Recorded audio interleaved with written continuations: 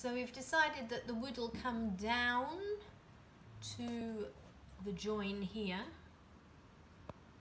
and then there will be, or no, join to there, and then there will be a gap, and then the floor will come up to here. So there's going to be a about 4 to 6 centimeter gap.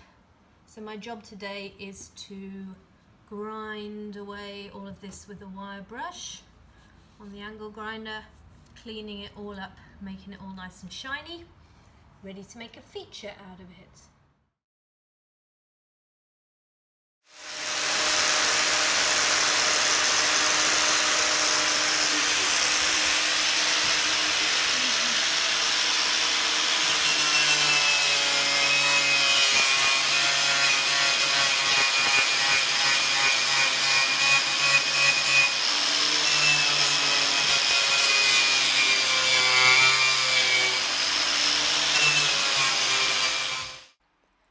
Well, I'm really glad I've got protective gear on. I've got a mask, my COVID-19 mask, the spare one, my goggles, and a long sleeve shirt and trousers on. There are bits pinging off everywhere, but it's all good.